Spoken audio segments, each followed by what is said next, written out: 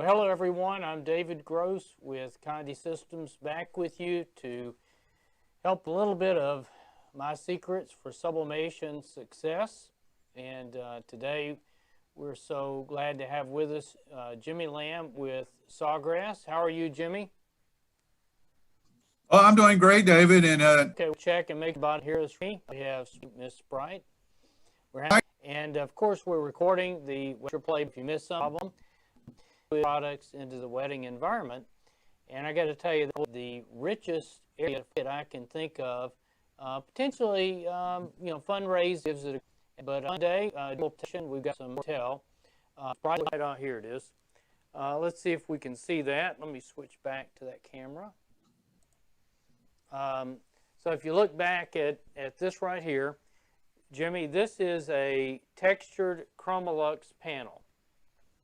okay. And what we've done is you can write on it with chalk. So think of all the colors. So you can create all sorts of decorative signage from just a to-do board, and think of all the exciting things at a wedding. For instance, putting up a little bar sign with what beers you have on hand, or those adult beverages. So, it's just the market for the value of sublimation products just continues to grow. Who would have known you could do something like that? Because it's subsurface decorating.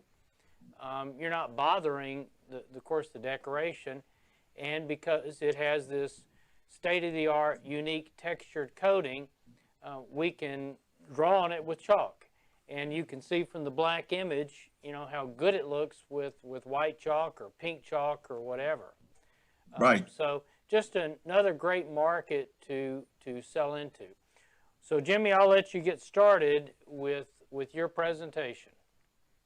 Okay, so give me just a moment to share my screen and get into my By the way, presentation. folks, Jimmy is on board his vessel, and I think you've got a couple of people standing guard in case pirates try to board. Well, you know what? I'm actually a pirate myself because the college I graduated from, our mascot is a pirate. So I think I'm okay. Okay, well, I guess what they call it, pirates, the brethren of pirates. Yeah, I guess we could say that. So, by the way, everybody, I was telling David I was celebrating today because I got my second shot. And then David gave me the downer, and he said he just got his second shot a week ago, and he says, wait till tomorrow. So anyway, but it's okay. I was still happy to get the second shot. So we'll see what happens tomorrow. I'll keep my fingers crossed. Oh, well, there are so many market opportunities. One of the neat things about what David just showed with the board is not only do you have this really cool chalkboard, right?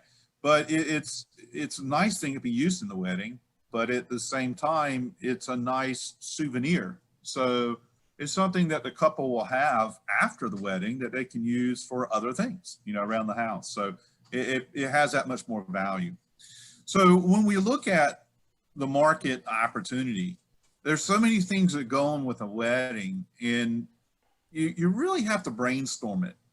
Because we have a lot of people, a lot of times we think about wedding, we think bride and groom, and we think photography, obviously important things, right? But other people affected the bride and groom, the wedding party members, the families of the bride and groom, and of course the friends of the bride and groom. So there's a lot of people being touched. So that means there's a lot of different opportunities for custom printed mementos, keepsakes of the wedding. So kind of keep that in mind as we're going through. Now, also, it's very important to understand too that there's with different ethnic groups, different faiths, there are different types of wedding ceremonies. So again, knowing some of these different types of ceremonies, you may find other opportunities for sublimation just by learning what goes on at those events. Now, the U.S. has over 2.3 million weddings annually. Okay, that's a lot of weddings, and that's actually several years old because sometimes it's hard to get up-to-date statistics. but I will tell you that statistic is about 3 years old. Okay, just so you know. 72 billion per year is spent on weddings. That's a lot of money. How would you like to have 10% of that? You know, I'd like to have like 1% of that. I mean, that's a lot. The average wedding budget is 20,000. And again, that was 3 years old. A wedding portrait, just a portrait itself, is anywhere from 2,000 to 10,000 total. And in many cases, a portrait is larger than the equipment that you have. So you may not be in the portrait business, but a lot of times there's different prints done of the portrait that are smaller that will fit your equipment.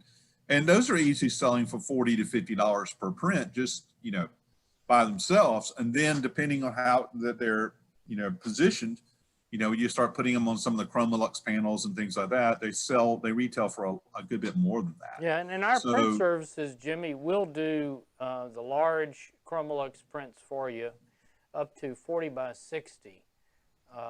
Okay. And I'm also curious, you know, if you've had any insight into how things have changed, sort of, we'll call it almost post-virus with weddings. To me, I think people are pulling out more stops and looking for more exciting weddings. I think so too, David. And also, because even though it's post-virus, we're not completely out of it yet. And I think that we're going to see a lot more outdoor weddings in unique locations.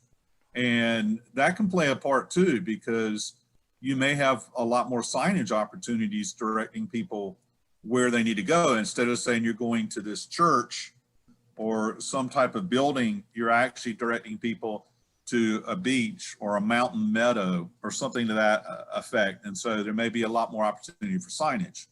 So I think we're going to see more people outdoors for a while, because that's just sort of a trend, get outside, you know, because of the COVID virus.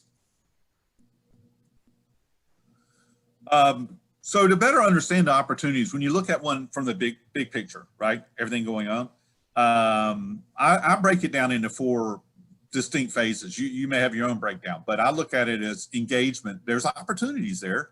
You know, a lot of times people are like, oh, well, that's not really an opportunity. Yes, sir, it is. Okay. Parties and gifts. We're going to look at each of these. Wedding decor, which is bigger than it sounds.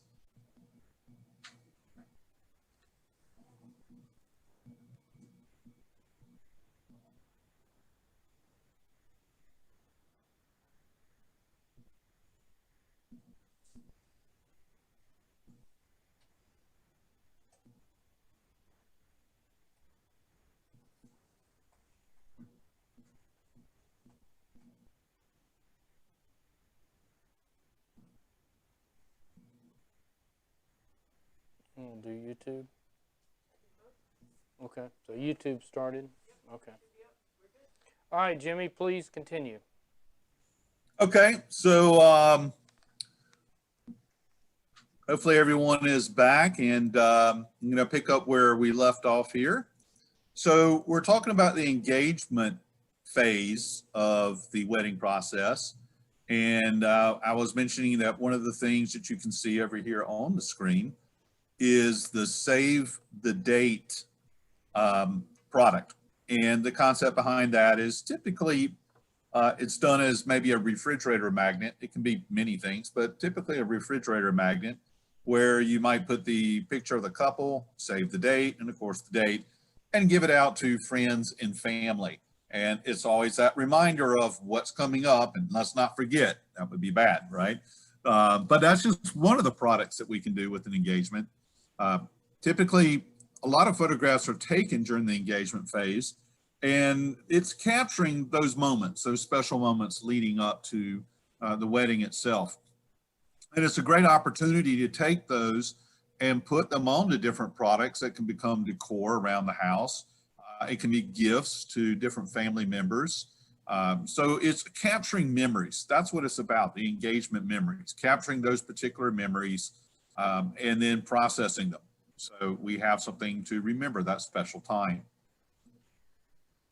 Now, another thing on the save the date, and David, you know, at one time I could find clipboards that had magnets, little small clipboards that you could actually put on the refrigerator. And I haven't seen those lately, but I do know that you can still get clipboards and that you can actually buy magnets that you can attach to clipboards.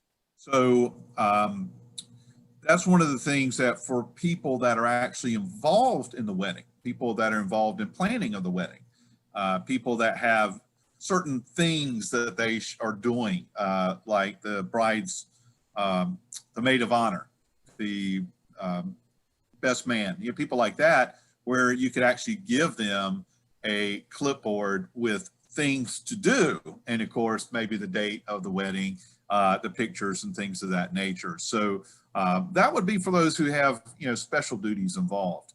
And again, you may actually have to find your own magnets to put on it. They don't have to be magnets, but it's something to kind of keep in front of their face if they put it on the refrigerator door themselves. Yeah, great idea. The bridal portraits, as I said before, you yourself probably are not doing the portrait. Now David mentioned that they do have services where they can do larger items. And that's really good to know, because that puts you in a position where you can reproduce larger prints. And if you really look at some of the larger sublimation equipment, if it's a sawgrass, the largest one we have is the VJ628. And if you really look at the resolution of what you can do, with an 8-color machine like that, it's just fantastic. So when you start going into, we already know that we can do it with our desktop machines, but definitely with the right products such as Chromolux and the right equipment, I mean, we can just do fantastic detail, especially when we're taking something a professional photographer has done. So you may have opportunities to reproduce the bridal portrait. Maybe it's going to be smaller, etc.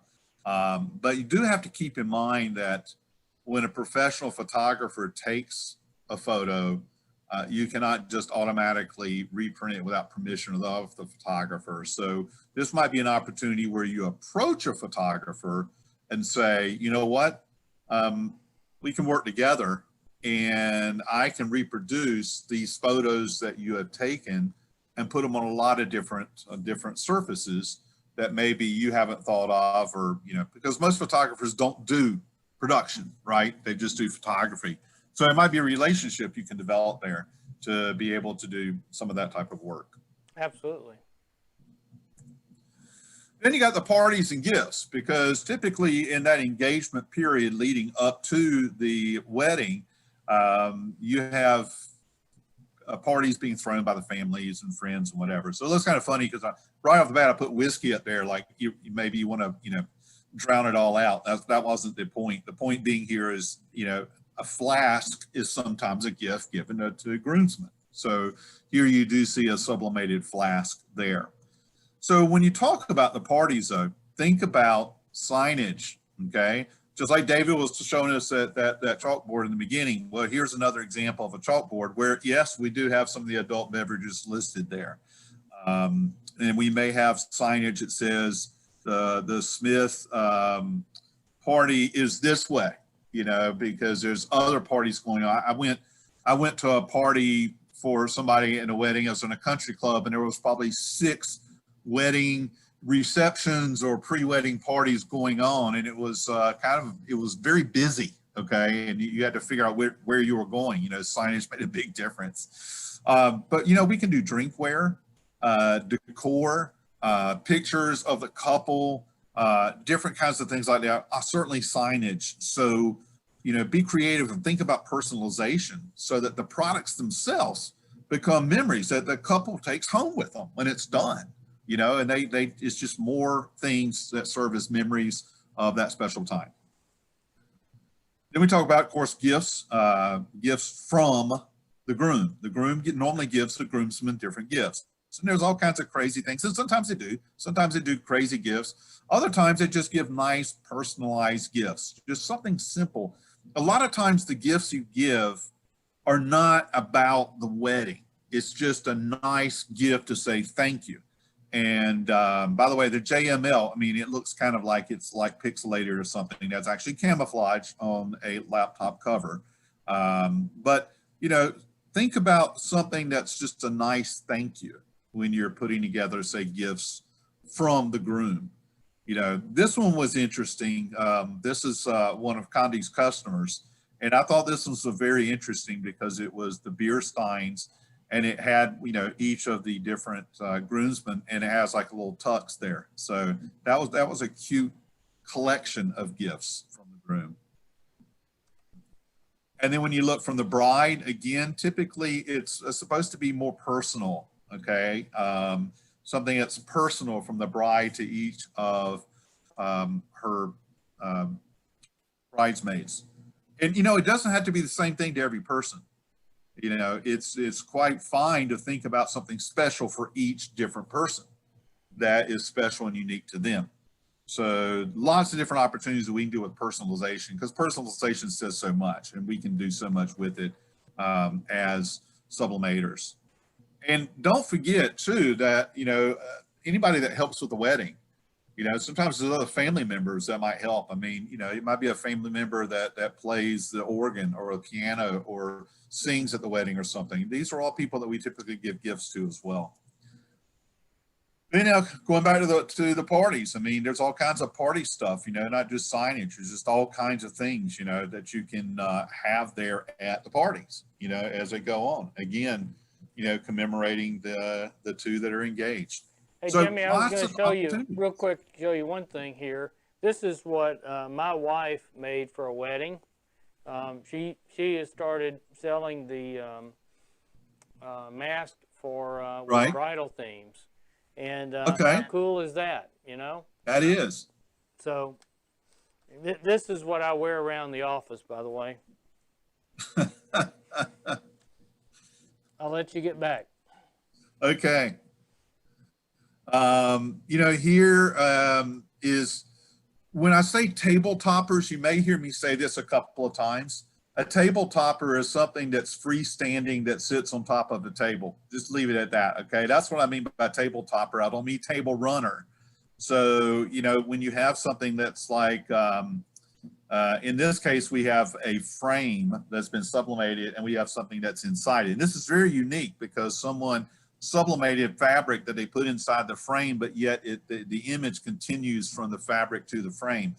But if the frame has like an easel on the back, then it's freestanding, and this is what we call a table topper. Okay, something that is freestanding and has a message on it. So again, at the parties for the the engaged couple, there's all kinds of things that can be table toppers on every single table, whatever you want it to be, or whatever they want it to be. Excuse me.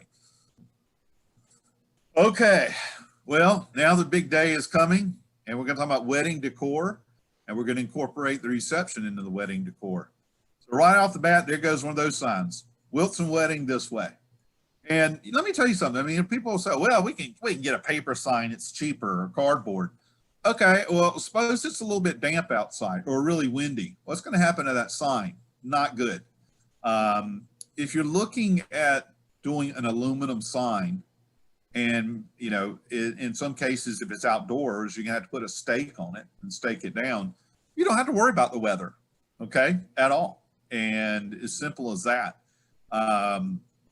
And really, if COVID is still an issue, think about this. Most of the sublimated items can easily be wiped down, okay? That could be very important. So that's something else I want to keep in mind. So the thing is, though, is that the metal signage will withstand the environment, and paper products will not. So that could be a selling point. Depending on what's on the sign, it becomes something nice to say. You know, here is where I like this one because it's mother of the groom. So it's signage that was created to be a seat reservation point. Now it's outside. So again, in this case, somebody put it together so that it will withstand the environment, and it's kind of roped into place, so that they had to specialize it. But you know, if you're on the inside, you could take a pillowcase, okay, just a pillowcase, and sublimate mother of the groom if it was going over a chair. If it's going over a pew because you're in a church, again, you would make it out of something that's soft, you know, a fabric, and maybe it is a pillowcase, and the pillowcase drapes over the back side of the pew. And then you use something, hope I don't get in trouble with any pastors out there, but you use something like a command strip because it's not going to stick or damage the pew, you know, just to hold it in place. And it's showing this is where mother of the groom, mother of the bride, you know, all these people are going to sit. So that's what I'll talk about with seat covers with special guests, excuse me. The ring pillow, and I got a picture of one of these to be carried by the ring bearer. Kneeling pillows. Some ceremonies they use kneeling benches, some they have pillows. Again, using more of a full-size pillow, and then you end doing sublimation on the pillowcase. So there's all kinds of things going on just in the wedding ceremony itself that can be done with sublimation. This is beautiful. I saw this, another one of Connie's customers, where there's a pillow there, and you can see the pillow has a piece of ribbon, and the ribbon is tied to the ring so that the ring bearer, because it's usually a small child, does not lose the ring going down the aisle, okay? So that's very important. In this case, it appears that there's, if it's a double ring ceremony, that there's one pillow for each ring, okay? But isn't that beautiful? Whoever put that together just did a fantastic job. And those pillows will stay with that couple really probably for the rest of their lives. That's just a beautiful keepsake item. So those are just a few items in the ceremony itself. And you may come up with more. It's just one of those things you just think and kind of put your mind to it. Then the reception. So depending on the reception, there's all kinds of things. I mean, you know, the reception here, we see alcohol. Not all receptions have alcohol. My reception was in the church. There's no alcohol allowed in my church. I mean, I'm a Baptist and we don't do that, right? So, you know, don't get carried away that everything is that. But I mean, we, you know, still have a nice spread of food, non-alcoholic drinks, all that kind of stuff, right? So, you know, I like this one though, because you see it actually has the bottle openers for the beverages, okay? And they're tied with string around there. So they become keepsakes, these little bottle openers. Is really cool. So this is a treasure trove here. I mean, you got signage, you got table runners, banners, drinkware, table toppers. You know, sometimes, you know, couples write their own wedding vows. So if you actually have tables, you can do table toppers and have them, you know, freestanding on there with a couple's wedding vows actually sublimated on there. I know, for example, I have a friend who's a florist, and what she did for our wedding was, and this is pre-sublimation days, okay, I'm going to age myself, but in her case, she had a print shop print our wedding invitation on a very sturdy type of material, and it was like a table topper. And I envision you could do that with sublimation as well, quite easily. Yeah, and it was beautiful because it was done in color. Almost an engraved wedding invitation on like Chromolux clear. Yes. Now, huggers are also a big one. I don't know if you've got a slide. I do not have huggers, but that's a good point. But huggers to me are like taken for granted now at every wedding. And so got a lot of hugger choices. Huggers are really, you know, a great souvenir item. I was going to switch back and show you what my favorite wedding gift is right now. And get ready. And here we go. So this is, and I wish I had the Zoom, but these are the new sublimation eyeglasses. And those are great. They definitely improve your outlook. I don't know if they improve your vision, but they certainly add a little bit of excitement to your day or night. So these are actually double-sided, Jimmy. So they're our felt material. Oh. And just think of all the fun you could have at any celebration, let alone a wedding celebration. So right. It's really where you've got to show people unique gifts, and that's going to get you the hook to get into the wedding, to supply them with all sorts of other cool products. Right, right. Yeah, you know, I got personalized coasters on my list. And a lot of times people just look down their nose at coasters, and I'm thinking at it at a totally different angle. I'm like, you know, a lot of times there's a dinner at a reception, and why not at least for the members of the wedding party that each coaster has their picture on it. Like, you know, the flower girl, she has a coaster at her where she's supposed to sit that has her picture that was taken when she was trying on her dress, so that, you know, you got to see her with her whole, you know, dress and, you know, everything, her complete outfit, and the ring party. But, you know, that adds a nice touch. And there are some nice coasters out there. You know, they're not all just thin little plastic, you know, rings. And it's just something to think about. Even personalized placemats, again, depending on how nice the dinner is and, you know, who you want to honor. Oh, I already showed that one, didn't I? Okay. Yep, if there's serving trays going on at the reception, you might as well honor, you know, the couple. And again, that becomes theirs when it's done, you know, something that they'll have around the house. Okay, so there's lots of things here. You just got to keep exploring and, you know, use David's glasses to really zoom in on everything you can do. The fourth category is the wedding memories, because, you know, there's a lot of pictures taken, and they're taken before, during, and after.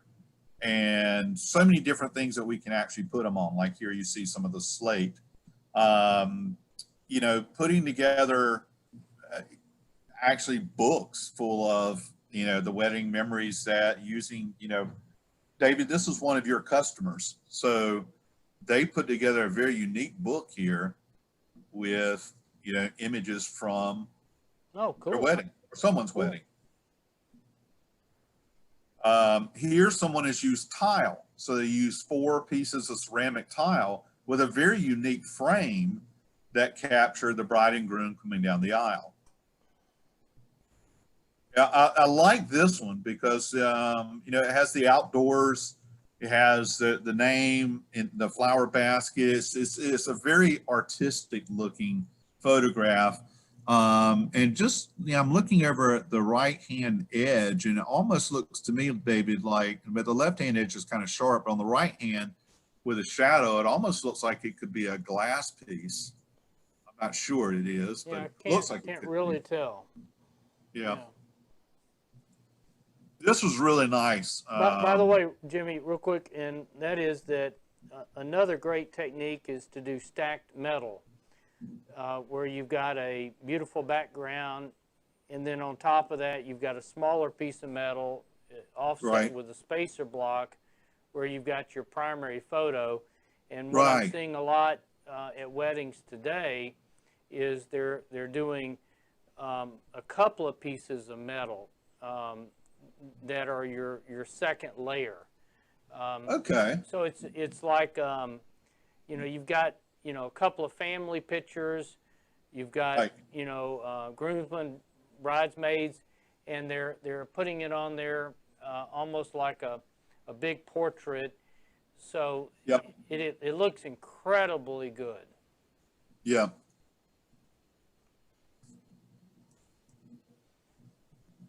Here we have some shots, and I forget what we call the 3-way thing. It has a name.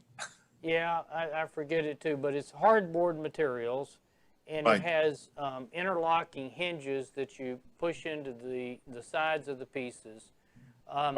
Another version of that is a lot of fun to do is the curved metal. So we sell that is cool. That's double-sided really cool piece of Chromlux metal.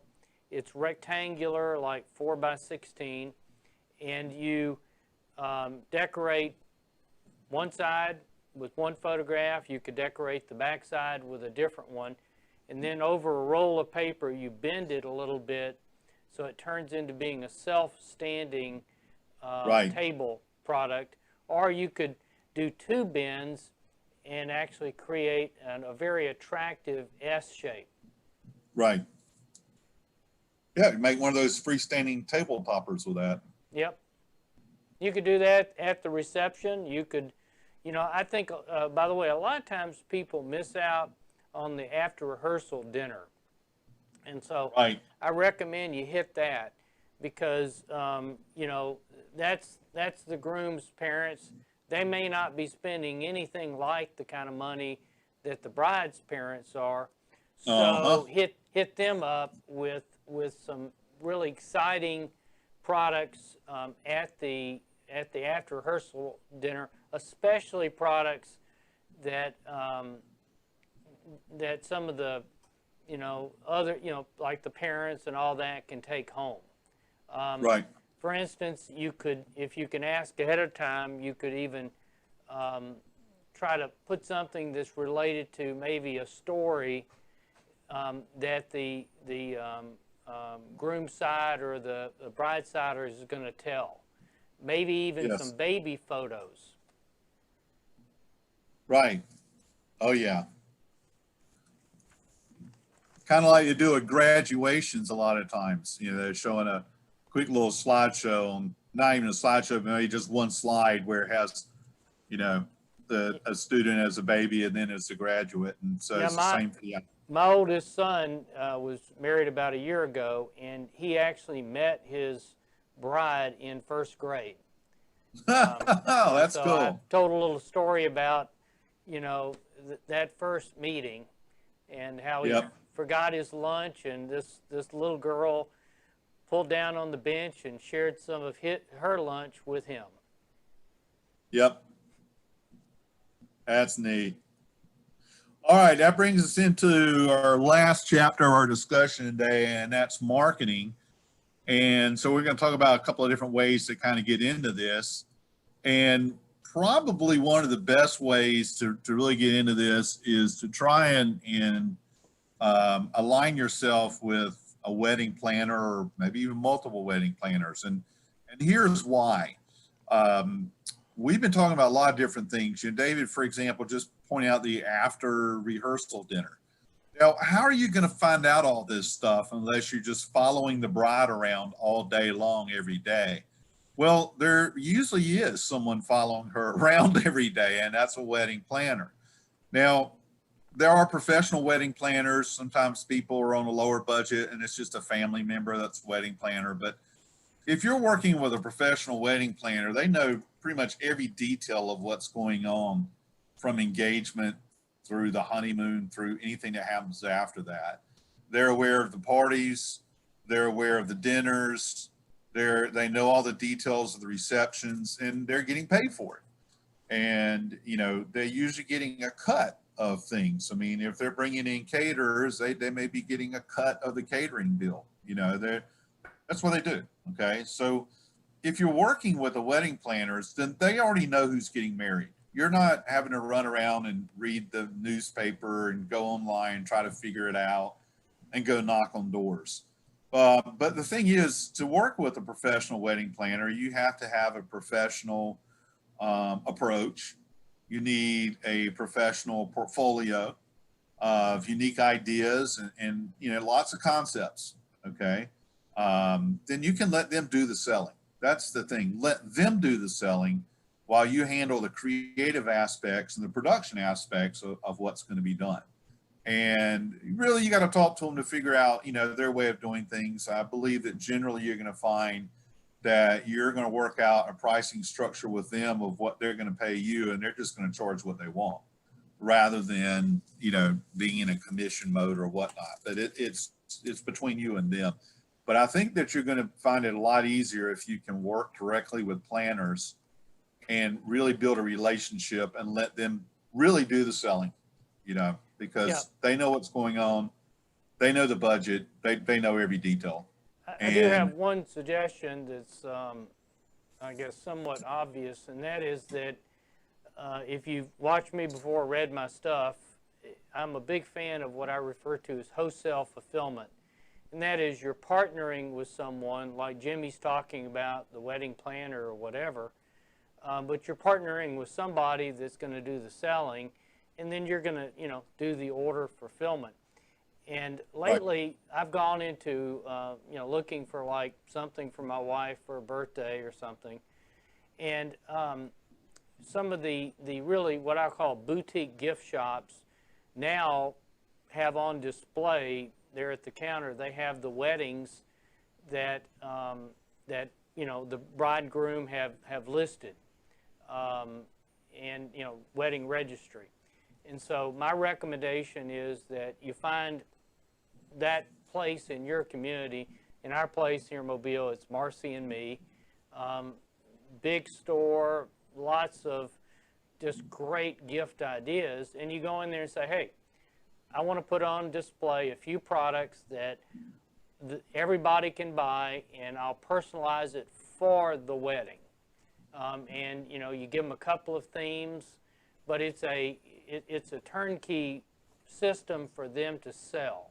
In other words, Right. It's not a consult kind of sell, and I think you'll do exceptionally well. The huggers, to me, is just a slam dunk. They're in there, they're picking out gifts. They may not buy anything for the reason they're in the gift store, but you can best believe they're going to communicate that back to everybody they know and say, hey, you can go in there and get these products, and instead of waiting for them to be delivered, in a week later or whatever, you buy them on Etsy, you can have them in a day or so. That's true. From that gift shop. So find out who these are in your community and partner with them. Yep. Yeah, point that out. On-demand printing, on-demand services. You don't have to worry about it being lost in shipment or anything else. It's going to be delivered locally. Well, the second one to look at, maybe partner with, is a photographer. The photographer's not going to get you all aspects of the wedding, but so many photographers do a really great job of taking pictures. Obviously, that's what they do. But then they're sending out and having photo lab companies process whatever it is that they have taken a picture of. If you can now be, we'll say, their photo lab, and you're local, and you can start working with them, because the photo labs can provide, in many cases, lots of different products. But again, it's actually going to someone who's probably not local. They have to wait for it. They may not know exactly what it's going to look like. Whereas if you're local, you can work directly with them and show them your creativity and actually turn around the products right then and there. Build that relationship. You're probably going to have not only wedding photography, but you'll probably be working with some other photography as well. So that's just somebody else to make a connection with, and it's probably going to get you definitely some wedding business. I have one comment, and that is that these photographers, they're in their own world, and I think it's difficult to break into that. But one technique that I think works well is you go to that photographer and you say, look, if you'll recommend me, I will give to every wedding that you recommend me, I'll give them like an 8x10 Chromolux portrait. In other words, it's free. It's just part of the photographer's package to them. Right. And that's your ability to sell directly to the wedding party. Otherwise, you have this, how do you get in touch with them? How do you get in front of them? How do you sell to them? Well, right. you got to have some way to hook into them, and by saying, that photographer, and I think the photographer will fall in love with it. Here, this is what you're going to get for your wedding. It comes from a partner of ours, and they also have a lot of great other products. Yeah, I like that angle. Very good. All right, my third is Florist. Florists, their two biggest markets are weddings and funerals. And I have a very good friend that I grew up with, and she's just recently retired, but she is a florist. And I was very surprised when I went to her for our wedding, which was a lot of years ago. We'll leave it at that. And of all the different things that she had her hands in, it wasn't just about flowers. I mean, we rent candles, and we rent this, and we rent that, and we do all these things. And so they had so many things that they offered that when it came time for a wedding, you know, it was everything from, like, say, invitations to they had different equipment that they would rent to for receptions and everything else. And so I found it very interesting because of the fact that working with her, she would sit down with people that were planning a wedding and actually help them with a lot of their different plans. So again, I started looking at the florist as, this is a way that I might be able to get in, because she was hungry for products. Now, I'm not going to say every florist is, but she was always hungry for more products. And I think, David, kind of going back to when you were mentioning about the stores, the retail stores where people went in to the boutiques and whatever, and they had like the display of different things for a wedding, that I know in the case of my friend Tina, that she would just eat that up. You know, I mean, because she had displays of all these different things for weddings and funerals and, you know, other things as well. And so once you walked into her shop, you realize this was so much more than just flowers. And you may find that to be true of other florists as well. So it's just something to at least look into. You never know, maybe another pathway.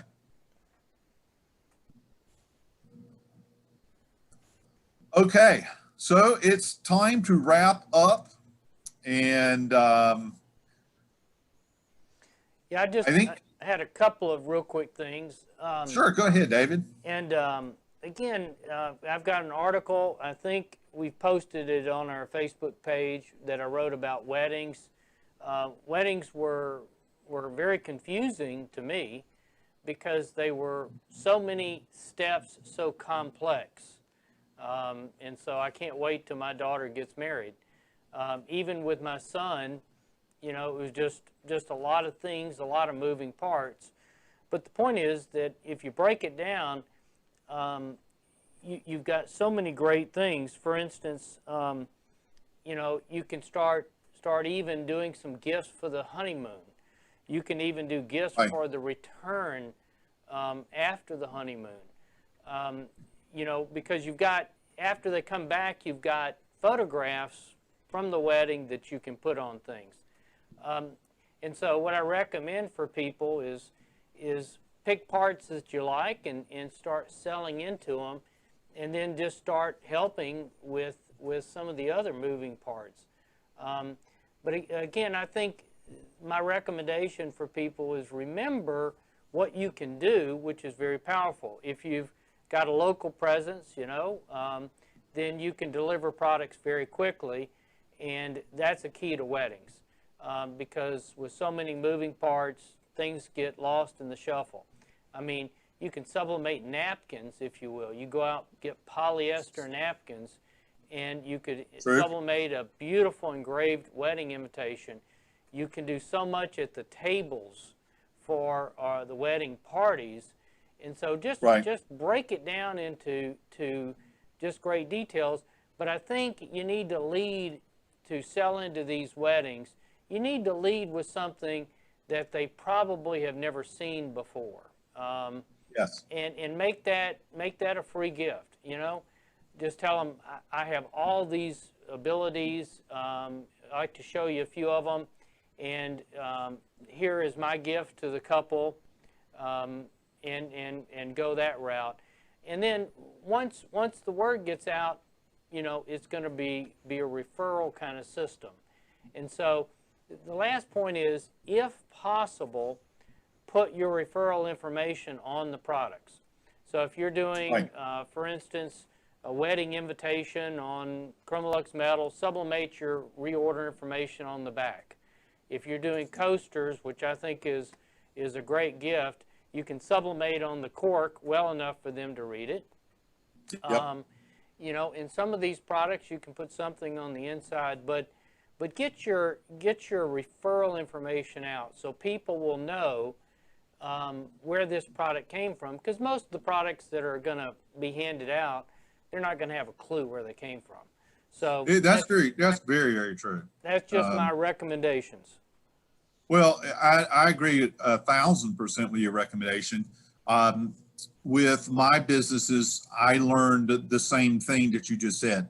And I would approach almost every customer that I was pursuing with some type of free product that pertained to them, something that it would interest them enough that they would be excited about the product.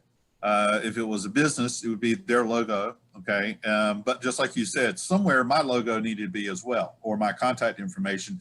Because just like you said, if they didn't buy that day, but maybe a few months later, they said, oh, I really like this product. It's been on my desk for 3 months. I want to order it. What was the guy's name? And, you know, they might have already lost your business card and they don't know how to contact you.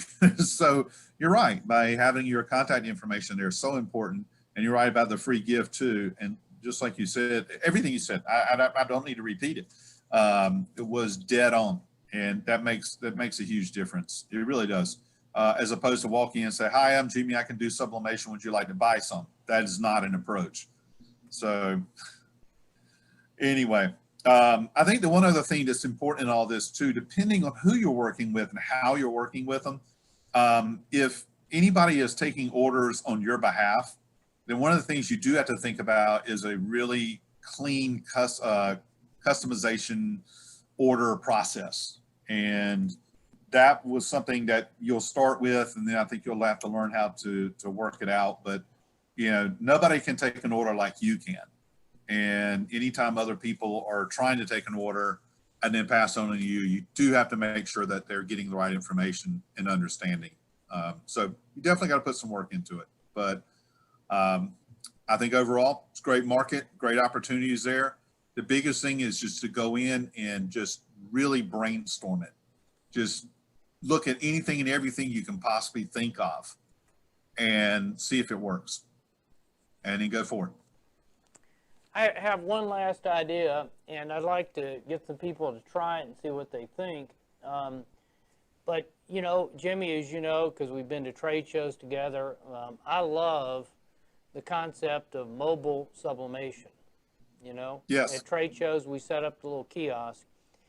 And I have an idea that people, for instance, you could design with your printer, your computer, something that's exciting template-wise for the wedding, but then you print those out, but it has an area for customization that you can use the artist spree markers with to color in. Yes. And for instance, have, you know, a keepsake gift. Now, will it really work? Yes, the mechanics of it work, but will somebody pay for it, you know? So that's a little bit of the catch is, you know, who is this actually going to be bought by? But the magic of it is this happened at the wedding, you know? And if you use the artist spree markers and then you put it on our color light glass, you don't have to worry about, you know, a mirror image issue. Right. You could also sublimate to the cutting boards. But, you know, you think about, you know, for instance, the cutting board. Imagine that you get the wedding party to sign the cutting board for the bride and groom, and you sublimate it right there and you give it to them. Right. So all sorts of fun things, because it's not that much work really to carry a heat press and put it maybe, you know, in the back or something.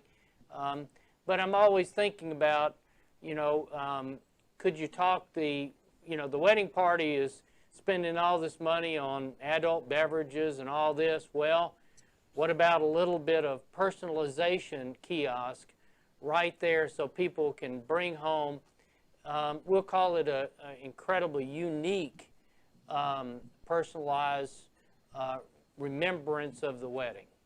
Yeah, something that lasts longer than a hangover. Well, Jimmy, anything else? Well, I think that's it, David. I mean, there's so much that can be done, but I think that for what we have time for today, that kind of covers it. Well, Sprite, I know, was monitoring questions, so hopefully she's replied to them. And sorry for the little hiccups we've had. We will endeavor to figure out why. But Jimmy, I want to thank you again, and My pleasure. safe cruising, Captain. Well, thank you there, David. Till we meet again. Yes, well. till we meet again.